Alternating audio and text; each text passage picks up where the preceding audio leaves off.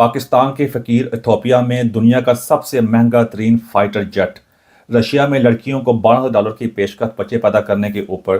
गजा में हमास के खिलाफ मुजाहरे। पाकिस्तान की 19 कंपनियों के ऊपर पाबंदी अमेरिका की तरफ से।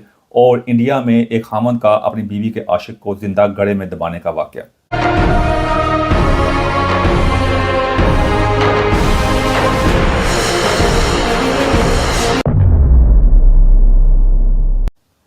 सबसे पहले बात करते हैं कि पाकिस्तान के जो फ़कीरों के बारे में। आपको पता होगा कि कहते हैं पास में इस बारे में काफ़ी बात हो चुकी हुई है कि सऊदी अरब के अंदर भी काफ़ी ज़्यादा फ़कीर जो पाकिस्तान में गए थे, 90% जो वहाँ फ़कीर जो पकड़े जाते हैं वो पाकिस्तानी थे, जिससे पाकिस्तान में काफ़ी बदनामी हुई है।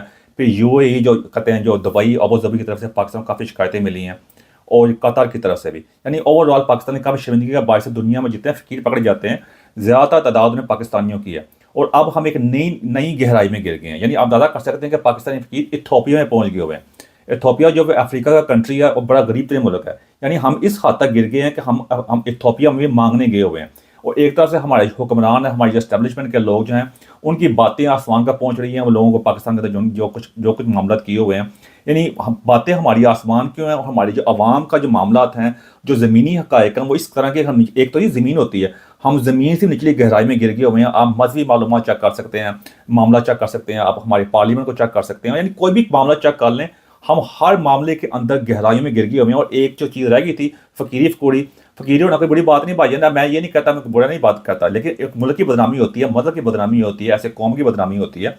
पहले काफ़ी बदनाम थी, यानी आप तो उस बदनामी में गिर गए। यानी जो हमने जो भी काम करना होता है ना, उस पर हम नेक्स्ट लेवल का काम करते हैं, वो इथियोपिया तक पहुँच गए आगे। यानी मज़हब के मामला चेक कर सकते हैं, उस पर हमने जो गंद खोला हुआ है। पार्लियामेंट जमहूरियत में अक्सर कहता हूँ पाकिस्तान के अंदर बास्टर्ड डेमोक्रेसी है, यानी नाजायज़ जमहूरियत है। सिक्योरिटी के मामला आप पहले चेक कर सकते हैं। पिछले दिनों जो ट्रेन में हुई थी, 400 बंदे ट्रेन में गवाह हुए, उसके मामले को ऐसे लगा जैसे कोई कल की छोटा बड़ा वाक़या, हमको उसको भूल भी गए हैं आज। तो ये मामला तो मैं अगर आप समझ रहा हूँ, आप देख सकेंगे हमारी कौम का जो ओवरऑल जो हमारी सेल्फ स्टीम है, हमारी जो इज़्ज़त नफ्स है, वो कितनी हद नीचे गिर चुकी है। आगे आप खुद ही फैसला कर सकते हैं। अब अगली बात करते हैं दुनिया का सबसे बड़ा जो महंगा तीन फाइटर जेट है। और डोनाल्ड ट्रंप ने अमेरिका के अंदर ऐलान किया जो दुनिया का सबसे महंगा फाइटर जेट है, उसका नाम है F-47। एफ जो है वो उससे उसका मतलब है फाइटर, और 47 जो मुराद है 47 प्रेसिडेंट। जो डोनाल्ड ट्रंप है वो अमेरिका का 47 यानी 47वां प्रेसिडेंट है, इसलिए इसको F-47 का नाम दिया गया। हम आज तक F-16 में अड़े हुए हैं। F-16 के मामला हमारे हल नहीं हो रहे, वो दुनिया कहाँ से कहाँ पहुंची हुई है। और इसकी कीमत का अंदाजा आप इस बात से लगा सकते हैं कि इसकी कीमत जो है वो $300 मिलियन है। $300 मिलियन को अगर पाकिस्तान में कन्वर्ट करें, अगर मैं गलत नहीं करता, पाकिस्तान का तकरीबन 86 से 90 अरब रुपया बनता है। दादा कितना महंगा कहते हैं ये इसका ये फाइटर जेट। और कई मुल्कों की जो GDP है ये उससे भी ज़्यादा है। इससे पहले जो फाइटर जेट जो है था, जो सबसे महंगा तरीन था, जो सबसे एफिशिएंट है था, वो था F-35।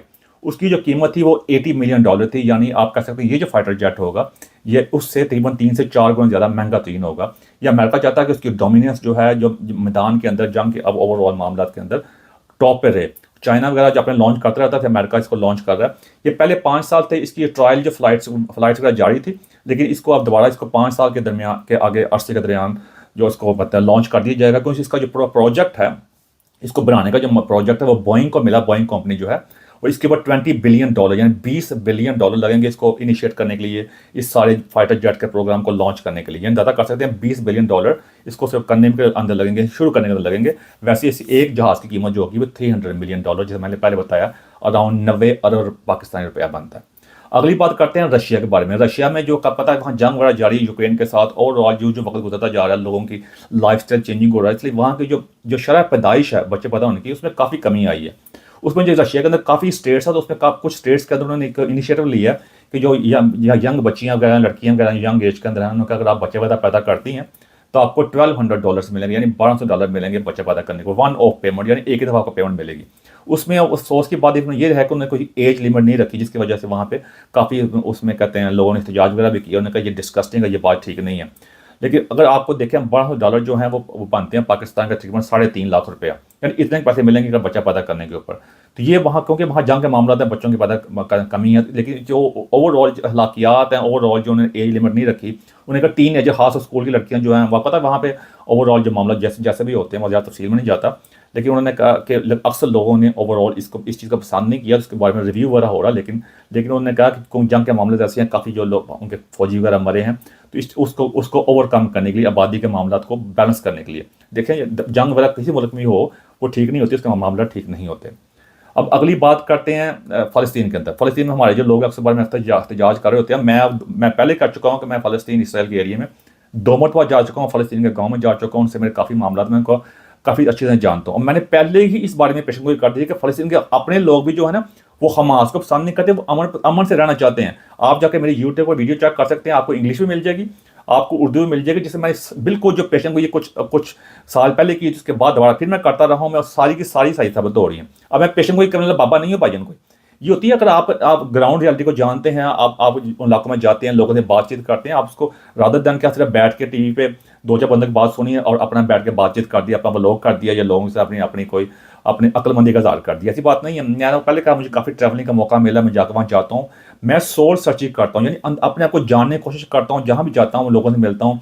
मैं फ़लस्तीन के कई गाँव वगैरह में गया हूँ, मैं उनसे मैंने बात की है, वो कहते हैं, और बल्कि एक मुझे वहाँ फ़लस्तीनी मिला था, कहता है कि हमें इसराइल के साथ रहना मंजूर है, सऊदी अरब के साथ, अरबों के साथ रहना मंजूर नहीं है, क्योंकि वो उनके इंसानी हकूक नहीं, अंदाज़ा कर सकते हैं आप जाके। लेकिन छोटी सी बात अब वही है कि वहाँ पे लोगों ने हमास के खिलाफ जो है ना काफ़ी एहतजाज करने में ले आए, क्योंकि मसला ये है कि हमास ने अपने मामला को ठीक करने के लिए जो पैसों का कंट्रोल, सारी बात पैसे की भाईजान, ताकत की, पैसे की है, उसे कंट्रोल करने के लिए वो जो इसराइल के जो हॉस्टेज हैं, जो उन्होंने अगवा किए हुए बंदे वगैरह, जो उनको जरगमाल बनाया हुआ है, उनको छोड़ नहीं रहे, जिसकी वजह से इसराइल ने वहाँ दोबारा फिर बम्बिंग कर दी। अब जान किसकी जाती है, क्योंकि हमास वाले जो है ये ह्यूमन शील्ड इस्तेमाल करते हैं, यानी जो मासूम लोग होते हैं अस्पतालों में और वैसे जो होते हैं, उनको अपनी एक किस्म ढाल इस्तेमाल करते हैं, उनके पीछे छुपते हैं, फिर जान उनकी जाती है, पीछे बच जाते हैं।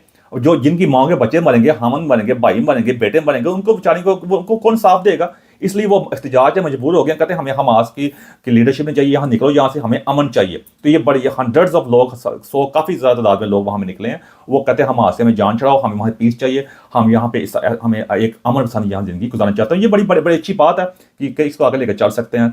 उसके बाद अगली बात करते हैं कि पाकिस्तान की अमेरिका का जो स्टेट डिपार्टमेंट है, उन्हें पाकिस्तान की 19 कंपनी के ऊपर पाबंदी लगाई है सिक्योरिटी रीजन की वजह से। वैसे बाकी मुल्कों के ऊपर भी लगाई है, उसमें चाइना है, चाइना की 42 कंपनी है, 42 कंपनी के ऊपर लगाई है, ईरान की 2, साउथ अफ्रीका की भी 2 हैं, और यूएई यानी यूनाइटेड अरब अमीरात की जो है उनकी 4 कंपनी है। ये पहली बार पाबंदी लगाई 2024 के दिसंबर में भी उन्हें पाकिस्तानी कंपनी पर पाबंदी लगाई थी। अब ये जो 19 कंपनी पर पाबंदी लगाई है, उसके ऊपर सिक्योरिटी रीजन इस वजह लगाई है कि ये 19 कंपनियाँ जो हैं, ये ज़्यादातर जो चीज़ें वहाँ अमेरिका से बाय वगैरह करती हैं या बिजनेस वगैरह करती हैं, वो ज़्यादा पाकिस्तान का जो न्यूक्लियर प्रोग्राम है या मिसाइल बैलिस्टिक प्रोग्राम जो भी है, उसके लिए ज़्यादा उनकी खरीद फरोख्त होती है, जब मामला होते हैं। तो इसका सामने रखते हुए उन्होंने कहा कि ये हमारे टर्म्स की खिलाफ वर्जी है, जो हमारे मामला हैं उसके खिलाफ वर्जी है, अमेरिका की सिक्योरिटी की खिलाफ वर्जी है। इसको सामने रखते हुए उन्हें इन कंपनियों पर पाबंदी लगा दी कि अब अमेरिका के साथ बिजनेस नहीं कर सकती। पिछले दिन पाकिस्तान ने अमेरिका का जो दहशतगर्द वापस करके अमेरिका को दिया था, डोनाल्ड ट्रम्प ने शुक्रिया अदा किया था, उस वक्त मैंने कहा था कि पाकिस्तान में बड़े भंगड़े पड़ रहे थे, और मैं कहा जी वो उनका भंगड़े पानी डालने की जरूरत नहीं, मैं डोनाल्ड ट्रम्प को इंटरनेशनल पॉलिटिक्स को अच्छी तरह जानता हूँ, मैं इनका ये सिर्फ बात करते हैं, इनका मामला कुछ और होते हैं, ये अपनी नेशनल इंटरेस्ट को सामने रखते हैं, और ये आज आपको ये शुक्रिया करें, कल आपको वैसे पकड़ लेंगे। तो वैसे ही हुआ भाईजान, अब मेरी कौन सुनता है, मैं ना 3 में ना 13 में। तो मेरी कोशिश होती है कि आपके सामने चीज़ों को, ये कोई न्यूज़ आपके सामने लेके नहीं आ रहा था, एक आपकी खबरें तो मैं लेके आ रहा था, लेकिन उसका एनालिसिस जो सही है पेश करने की कोशिश कर रहा हूँ, ना कि मैं रादर देन के सनस्लीप पाने की कोशिश कर रहा हूँ। आप चेक कर सकते हैं, क्रॉस चेक कर सकते हैं, आपको उसमें ज़्यादा हो जाएगा। मेरी कोशिश होती है कि आप अपने नॉलेज में इजाफा कर सकें।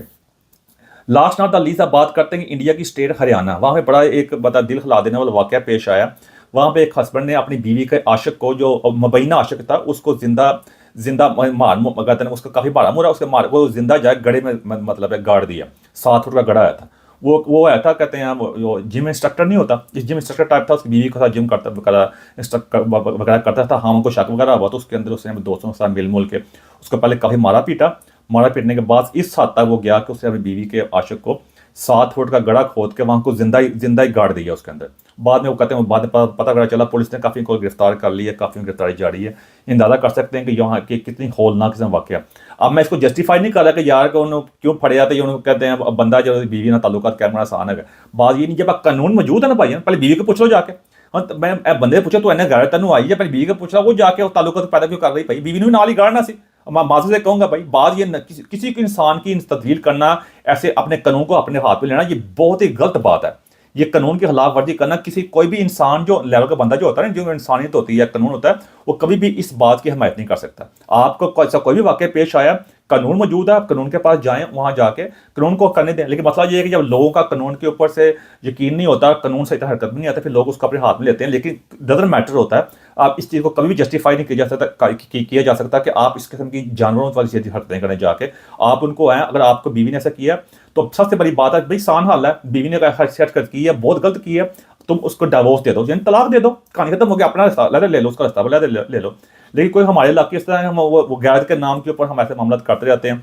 वो गैरत किस, अब कहाँ गैरत रही, दुनिया जिसको नहीं पता चलना उसको पता चल गया, पूरी दुनिया को पता चल गया। मैं भी बात कर रहा हूँ ना, गैरत तो सारी टके टोकरी होगी, कटा मिट्टी होगी गैरत। जो उस 7 फुट का जो गड़ा खोदा था, उससे बड़ा गड़ा खुद गया उसकी गैरत का, वो सारी दुनिया में बदनामी होगी। तो ये मेरा मकसद, ये हमारे पाकिस्तान में होता रहता है। तो मेरा मकसद ये भी आपके सामने लेकर आ सको। अगर आपकी मर्जी है भाई, आप इसमें सोचें, अपनी बहन बेटी की इज्जत करें।